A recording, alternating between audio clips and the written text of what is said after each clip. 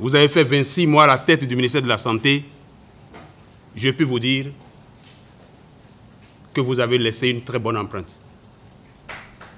C'est en ces termes que les agents du ministère de la Santé ont salué les efforts du docteur Alassane Seydou à la tête de ce ministère 2 ans, 2 mois durant. Après avoir remercié ses collaborateurs, il a félicité son successeur tout en lui rappelant quelques projets brûlants de l'heure. Il s'agit de la poursuite du processus d'acquisition des antigènes pour la vaccination des pèlerins qui vont bientôt partir pour la Mecque. C'est le dossier le plus important et le plus urgent. C'est un problème qui doit être résolu au plus tard dans les 30 jours à venir. Donc vous devez le prendre au sérieux, Monsieur le ministre. L'organisation de la conférence des ministres de la Santé et de l'économie numérique de l'Afrique à propos des réformes dans le secteur de la santé. La commission de mise en œuvre poursuit ses travaux pour l'opérationnalisation des réformes proposées. En ce qui concerne les évacuations sanitaires, des réformes sont opérées et méritent d'être poursuivies.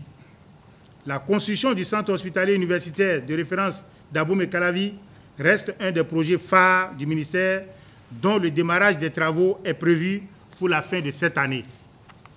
La mise en concession de certains hôpitaux de zone. Dans ce cadre, une prise en main du dossier est nécessaire pour sa concrétisation.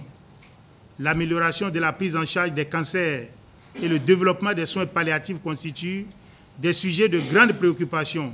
Les initiatives sont en cours et pourront être renforcées. Né le 31 juillet 1974, le nouveau ministre de la Santé, Dr Benjamin Hompati, est un agrégé de gynécologie.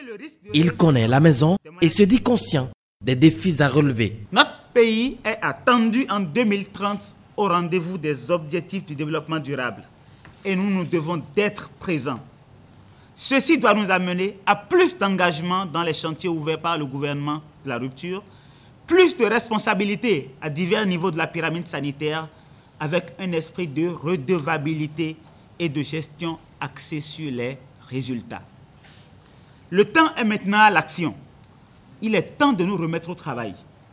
Un travail fait avec cœur et conscience, en ayant à l'esprit que la sanction de notre inefficacité se traduira par le prix fort, le décès de nos compatriotes. Je suis conscient que les défis qui nous attendent sont énormes, mais je suis également conscient qu'ils ne sont ni insurmontables ni insupportables. Nous ne pouvons pas continuer d'accepter le fardeau que représentent certaines maladies comme le paludisme, la tuberculose et le VIH-Sida, les maladies chroniques telles que le diabète, l'hypertension artérielle qui gagnent du terrain. La responsabilité est de l'accompagner.